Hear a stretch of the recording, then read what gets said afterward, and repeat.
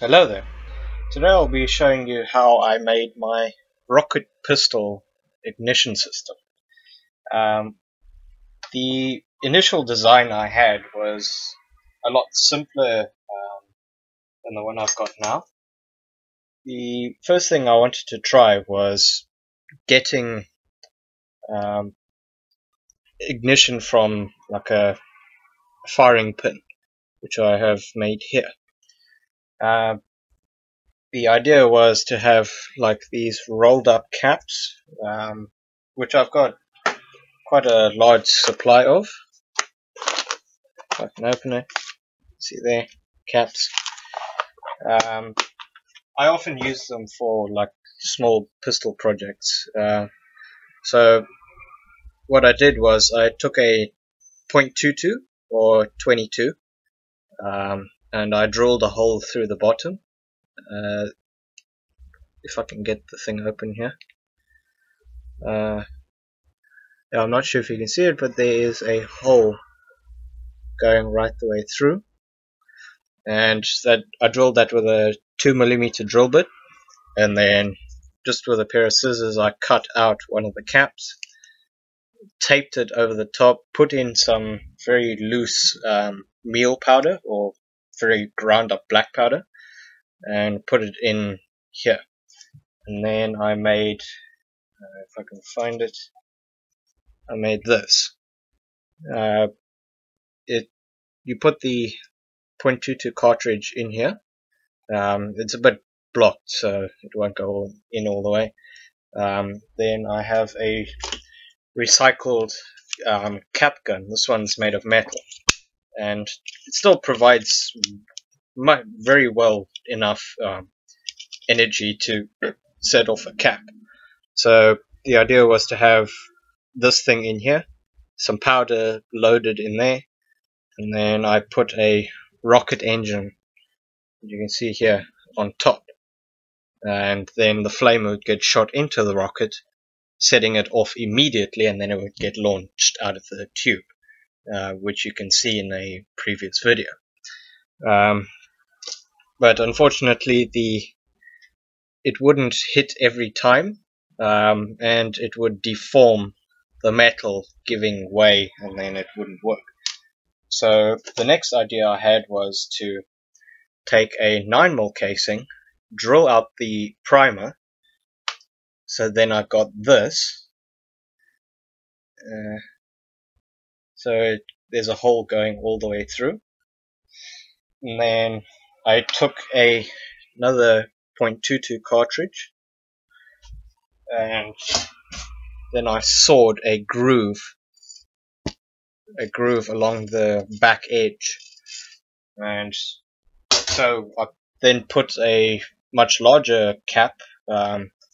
Here I've got some what are they called? Starter pistol caps, which I have from a secret source. If you are watching, let me know. Then I cut that off, or cut a groove into that, so that when the cap goes off, or just a fun fact, the stuff that's in here is Armstrong's mix, which can be made with potassium chlorate and phosphorus, which comes off matchboxes. You just scrape it off, grind this into a decent dust, and then you carefully mix them together using the diaper method, which is essentially just doing this. You mix them by like just rolling them together. So yeah, then to get the cartridge into there, I had to make it so that it's a very tight fit. So I cut the groove, drilled the hole, and then I carefully aligned it inside there. If you heard that, that's my WhatsApp sound. Yeah, so then after like trying to get that to stick in there, it's still gonna fall out. So I put it in, then put this in behind it. It's just another .22, and then I just take another 9mm and I put it over there, and then I press it in a vise, and then it'll push the 9mm the .22 casing through the hole, and to make sure that it doesn't get squashed when it comes out of the back. That's what this is for, to give it a gap and also apply force. So then I've now got this. You can see the .22 in there, and then out the back. And then I had to make a container to hold it. So I recycled the previous bit of wood, and then I made this one so that I could push this one inside but not go in all the way. And then I needed a thing to hold the firing pin, so then I made another one, which is unfortunately skew. You can see there's like an angle to it. And then I have a firing pin, which is just a nail that I've filed the tip to like a cone, but it's flat at the top, and then it goes in, and then it contacts the explosives. Then to make sure that it all works first time, also, like I said, I use the starter pistol caps, and then I take off a chunk, I break it into 4, and then I use one of the 4 pieces, drop it into the back, take a piece of toilet paper, just like a square centimeter piece. Then once I've dropped the cap into there, then I put the toilet paper over it. Then I take some of the very fine meal dust or meal powder, and then I drop it in. Then I just take like the back of a nail and I press it in, and then I take some much more coarse black powder.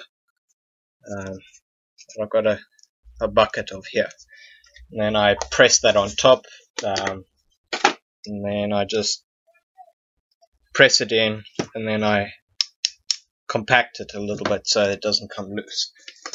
And then like I said earlier, just press it into the contraption, put the firing pin in, then I just sticky tape the rocket onto here just by putting it on top, making sure that the nozzle and the hole aligns.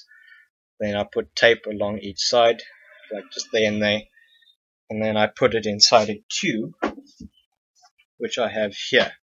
Now, I don't have any like real tools for widening a tube so that I could get this thing to go in, but not too long ago I was making a rocket and I had a PVC pipe which I needed to widen to fit my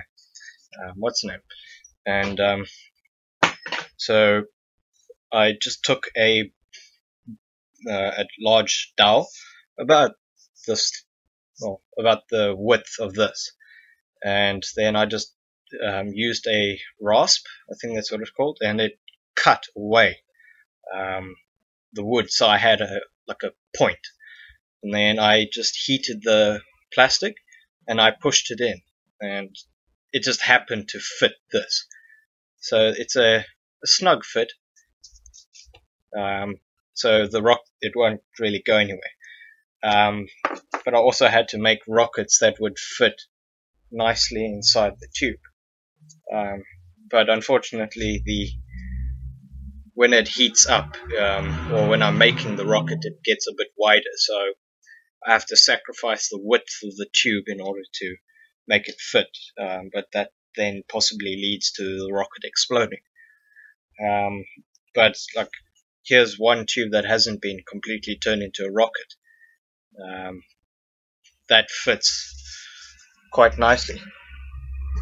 So yeah, I put all the things together, put the firing pin, hit it, then it goes off. Just want to say one helpful tip for making rocket engine casings is you can literally make it out of any dowel. Here's one that I'm using right now. I just have marked measurements from experience that I know how thick the plugs must be.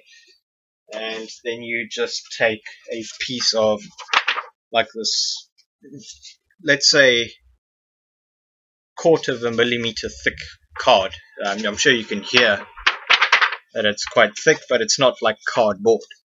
And then you cut it up into the sections as long as you want the thing to be. And then what I usually just do is, like, I take something smaller than the diameter of my ramrod, for instances now, and then I roll it so it gives it a curve. I'm sure you can see there. And then I roll it around the ramrod that I'm using,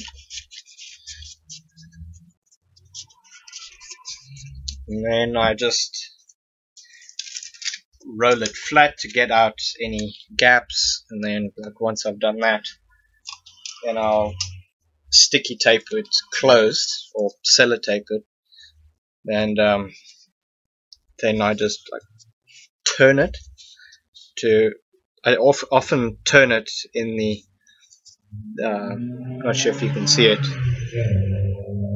the paper goes around that way and then it stops.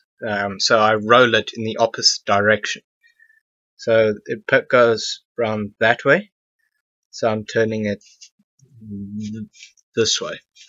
That often just helps to loosen a little bit of the tension that holds the ramrod.